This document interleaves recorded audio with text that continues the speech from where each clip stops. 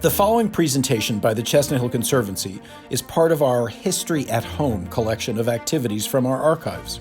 Community stories from our past in the comfort of your home. History at Home is made possible by our generous members and supporters, so thank you.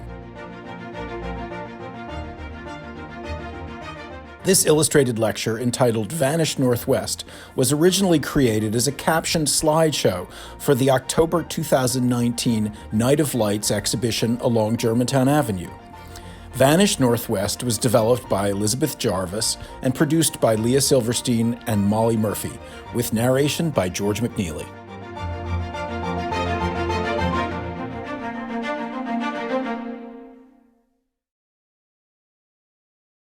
Many buildings and bridges that once defined the character of Chestnut Hill and its environs have been lost to fire, demolition, hurricane, or neglect. Here's a snapshot of how the area once looked. In 1759, Derek Kaiser, a carpenter, bought this log house, built back in 1743, with 5 acres of land. It stood at the northeast corner of Germantown Avenue and Mermaid Lane. This photograph was probably taken in the 1880s. It succumbed to fire in the early 20th century.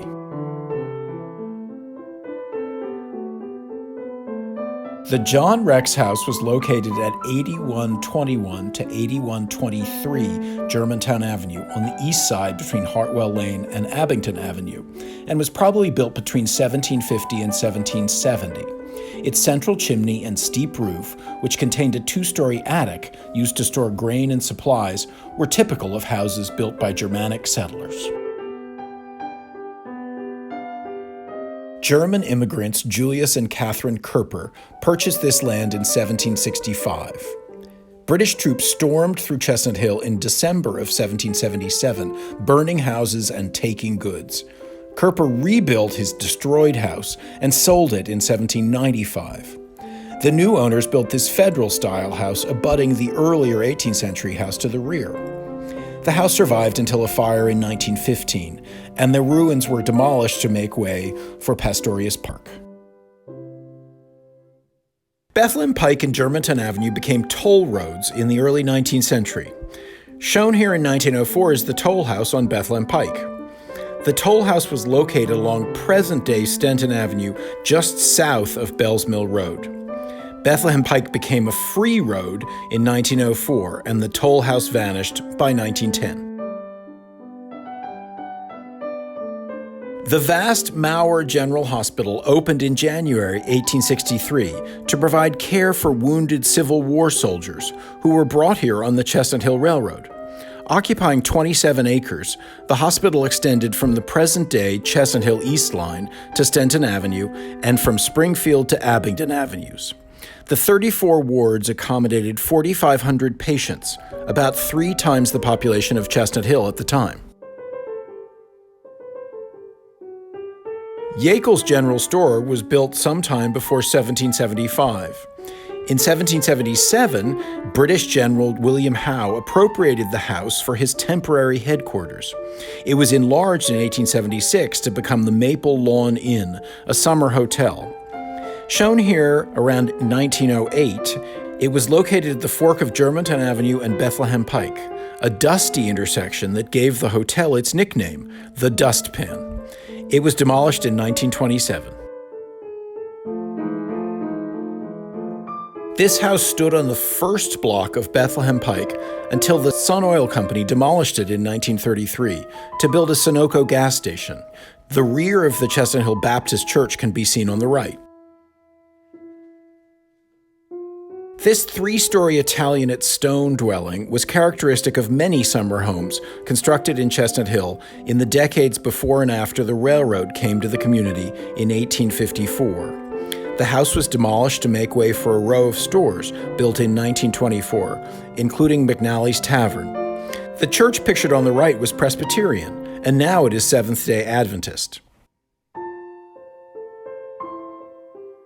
In the 19th century, there was a covered bridge across the Wissahickon Creek at Allen's Lane, demolished around 1904. Chestnut Hill's west side developed quickly after the Philadelphia, Germantown, and Chestnut Hill Railroad line of the Pennsylvania Railroad opened in 1884. Henry Welsh, partner to Henry Houston and president of the Chestnut Hill line, built his house, Seminole, at the northeast corner of Willow Grove and Seminole Avenues, completed in 1888. It was demolished in the 1920s to make way for more modest twin houses. Samuel Sloan designed this house at the corner of Norwood Avenue and Chestnut Hill Avenue in 1861 for developer Charles Taylor. The structure behind was constructed in 1887 as a school building for what is now our Mother of Consolation Church. This house was used as the school while the present school building was being constructed and was then demolished in 1928, now the OMC parking lot. This is the second Indian Rock Hotel, built between 1875 and 1880 at the foot of Monastery Avenue along the Wissahickon Creek in Roxborough. It was demolished in 1916. Linwood Hall, built in 1884 by Edwin Benson as a summer home with no heat, had approximately 42 rooms. Designed by architect Theophilus P. Chandler, it was the largest house ever built in Chestnut Hill.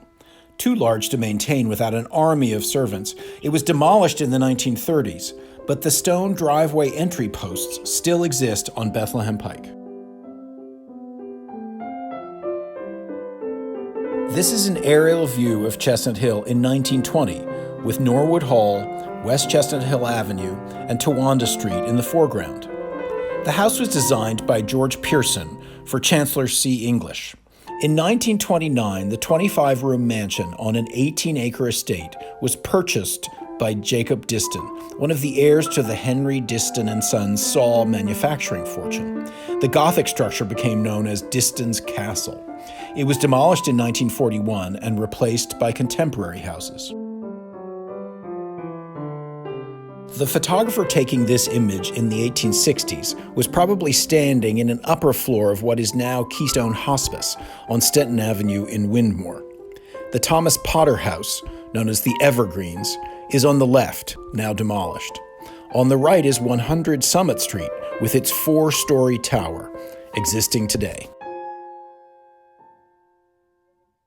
The Maples was at the corner of Stenton Avenue and Gravers Lane, designed by George Pearson for William Potter in 1884. William Potter, son of Thomas, had a linoleum and oilcloth business and became ambassador to Italy in 1892. He hosted visiting royalty, including the Crown Prince of Siam, at this house. It was demolished in 1956. Frank Furness was the architect for John Lober Welsh's summer house called Hillbrow, built in the late 1880s at 8765 Montgomery Avenue in Windmore. Furness and Welsh had trained for the Civil War in the Volunteer Cavalry Troop Company on the present site of Chestnut Hill Academy. This house was demolished in 1916. Where the Philadelphia Cricket Club clubhouse stands today was this grandstand on the left, pictured around 1914. The junior clubhouse in the center is now demolished. The building on the far right is the rear of a carriage house for a house on the 8,000 block of St. Martin's Lane, existing today. Manually operated rolling machines are seen in front of the clubhouse for rolling the grass tennis courts. In 1887, Henry Houston gave 50 acres adjacent to Drummoir as a present to his daughter Sally upon her marriage to Charles Wolcott Henry. The Henrys named their estate Stonehurst and hired the New York architects McKim, Mead & White to design a French chateau with landscaping by the Olmsted brothers. The estate was bordered by present-day Cherokee Street, Mermaid Lane, Valley Green Road, and the Wissahickon Valley. The chateau was demolished before World War II, and in 1953, the modernist architect Oscar Stonerov designed the Cherokee apartments on the site, which remain there today. The oldest extant girls' school in Philadelphia was founded in 1879 by Mrs. Walter Comegys and Miss Jane Bell as, quote, the French and English boarding school and day school for young ladies and little girls, unquote. First located on Summit Street, the school moved to a farm site at the northeast corner of Norwood and East Chestnut Hill Avenues in 1881 and was renamed Springside in 1901 after a nearby spring. The photograph shows the main building in 1885. In 1957, the school moved to a new campus on the front lawn of Drummoir, the Henry Houston estate. The Norwood Avenue building was demolished around 1963 and replaced by doctor's offices and a parking lot. The Chestnut Hill Hospital opened in 1904 in twin houses at 27 and 29 West Gravers Lane. When the hospital outgrew its space in 1907, the trustees purchased, renovated, and moved into the former Norrington estate at 8835 Germantown Avenue. This exterior photograph, published in the 1912 annual report, shows the hospital's horse-drawn ambulance and the new sun parlor for the men's ward. The building was demolished for a more modern facility in 1980. The 19th century Hartwell Lane Bridge over the Wissahickon Creek survived until Hurricane Hazel in October 1954. It was not rebuilt. Dr. Robert Bowling's house stood where the Top of the Hill Shopping Center and the trolley and bus turnaround stand today. It was replaced in the 1930s by the Grove Diner, now also gone. The building partially visible at the left is the Christian Hall Library, later replaced by the present Chestnut Hill branch of the Free Library, built in 1907 with funds from Andrew Carnegie. Around 1900, Randall Morgan purchased an 85-acre property in East Chestnut Hill, which he called Windmore. The estate, bordered by East Willow Grove Avenue, Stenton Avenue, Mermaid Lane, and the Reading Railroad, encompassed the Civil War site of the Mauer General Hospital. Morgan built a large house facing Willow Grove Avenue with extensive gardens and a working farm. The estate shared its name with the nearby town on the Montgomery County side of Stenton Avenue, formerly named Spring Village. After much controversy, the Morgan estate was developed in the 1950s and 1960s. Today, Chestnut Hill Tower apartments cover the site. Henry Houston donated Buttercup Cottage, seen here circa 1912, as a home for single white working women to live during the summer, far from the congestion and heat of the city. A former farmhouse, it stood along what is now Gresham Valley Drive. Gertrude Houston Woodward was president of the all-female board of managers, which included socially prominent women from Chestnut Hill. The cottage accommodated up to 22 boarders, who were asked to contribute what they could.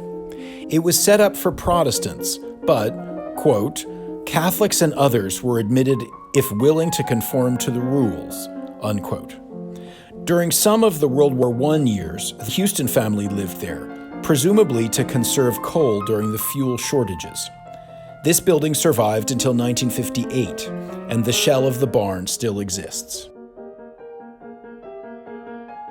A new rail line began operation in 1854 from Germantown as far as Gravers Lane, and was immediately successful.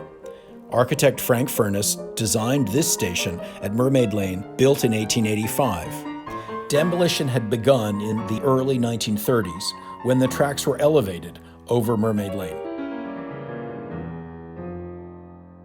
In 1930, the Philadelphia and Reading Railroad electrified and modernized its lines. The 1872 depot on the right, on Bethlehem Pike, is shown half demolished, while the present-day depot is being built in 1931. On March 6, 1947, the Gulf Express Stop station at Germantown and Bethlehem Pike welcomed its first customer, Elsie Douglas, who had her LaSalle filled with no-knocks. In the 1960s, the Art Deco-style building was replaced with a colonial-style structure deemed more appropriate to Chestnut Hill.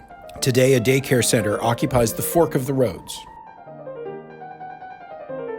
The Grove Diner on Germantown Avenue sat incongruously beside the Chestnut Hill Free Library in 1970.